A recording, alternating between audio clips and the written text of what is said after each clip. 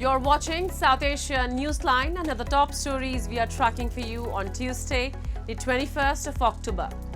From Operation Sindoor to GST savings, PM Modi pens Diwali letter to nation.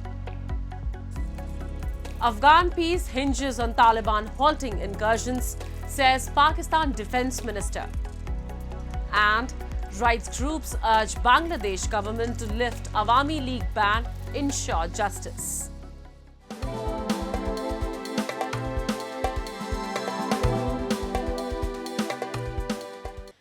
And now for all the details. India's Prime Minister Narendra Modi, in a letter to the citizens of the country on the occasion of Diwali, said that the country has emerged as a symbol of both stability and sensitivity at a time when the world is going through multiple crises.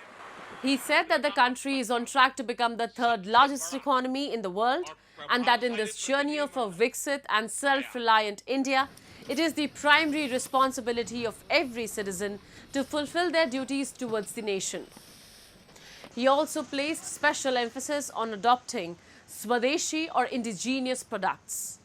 The PM cited the teachings from the life of Lord Ram and hailed Operation Sindoor, which he said upheld righteousness and avenged injustice.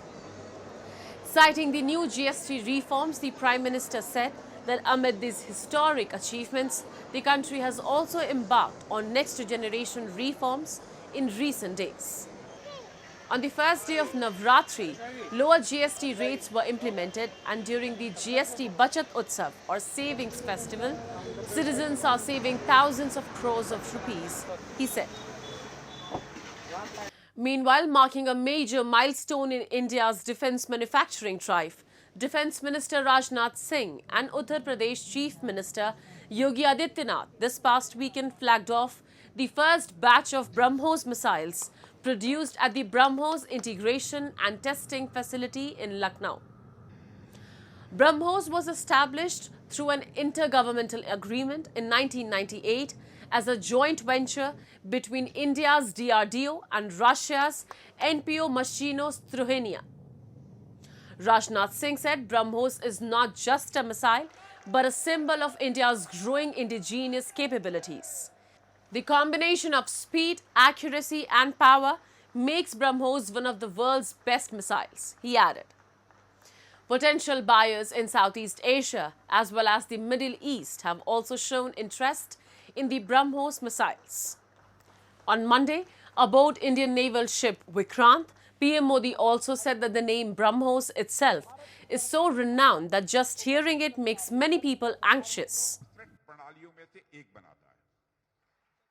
Pakistan's Defence Minister Khawaja Asif on Monday said that the ceasefire agreement between Islamabad and Kabul is linked to the ruling Taliban's ability to rein in militants attacking Pakistan from Afghanistan. The Defence Minister further added that it was clearly spelled out in the agreement signed by Pakistan, Afghanistan, Turkey and Qatar that there would not be any incursions or a sudden attack. Tehreek-e-Taliban Pakistan or TTP, the umbrella of several Islamist militant groups, operates out of Afghanistan to attack Pakistan in conveyances with the Taliban, the Pakistani minister claimed. Kabul had previously denied such accusations. The two countries agreed to a ceasefire in Doha on Sunday, days after dozens lost their lives in border clashes. Ground fighting between the two nations and Pakistani airstrikes across their contested 2,600-kilometer frontier were triggered after Islamabad demanded that Kabul control militants, saying they operated from safe havens in Afghanistan. This was very clearly, spelled out that there won't be any incursions and TTP will not have any facility on their soil. We kept on repeating, and obviously they deny it, but in an implied way, both the countries, Turkey and Doha, Qatar, they pressed upon them that this is the main bone of contention, that your territory or your patronage or your support is there for TTP to operate in Pakistan.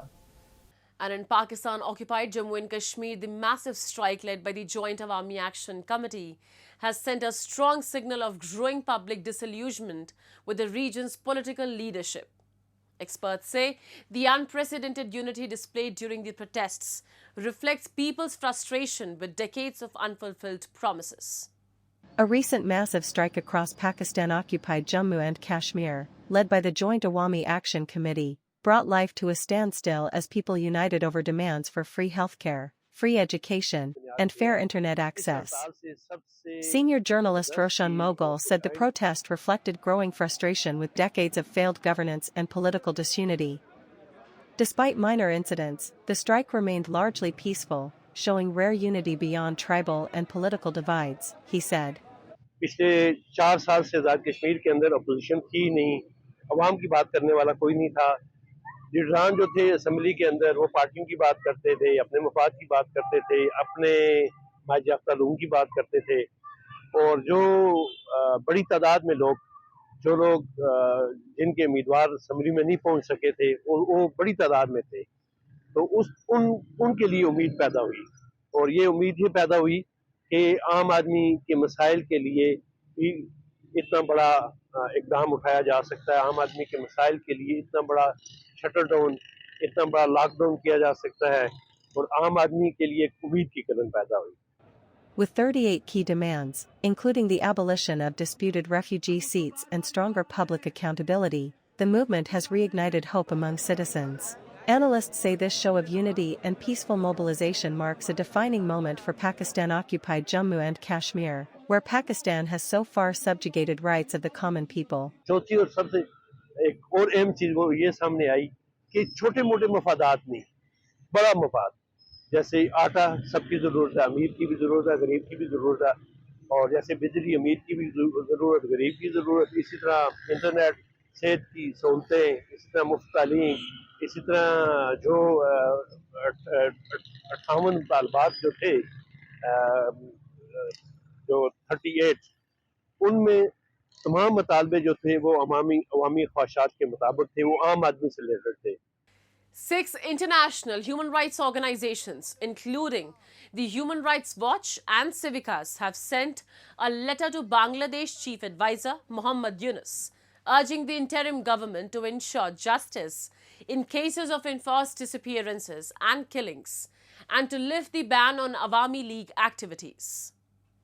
The letter commended the Chief Advisor-led interim government for its initial efforts to restore basic freedoms, reform laws and investigate past abuses since the end of former PM Sheikh Hasina's Awami League government, but expressed concern over the lack of progress in security sector, reforms and accountability.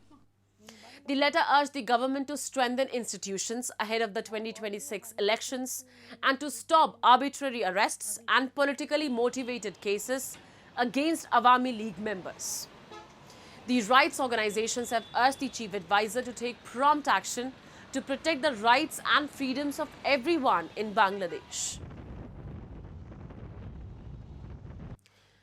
The body of Nepali student Bipin Joshi, who was taken hostage by Hamas during the October 7, 2023 attack, was brought to Kathmandu on Monday.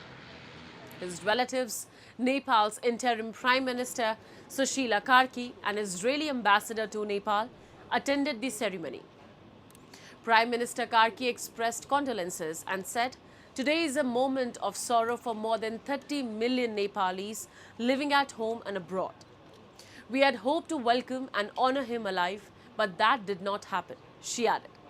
Joshi had arrived in Israel at the age of 23 to study agriculture. 3 weeks after arriving, he was kidnapped by Hamas. His body was handed over by Hamas to Israel on 13th of October. Mourners previously paid their respects to him during a memorial service this past weekend in Israel.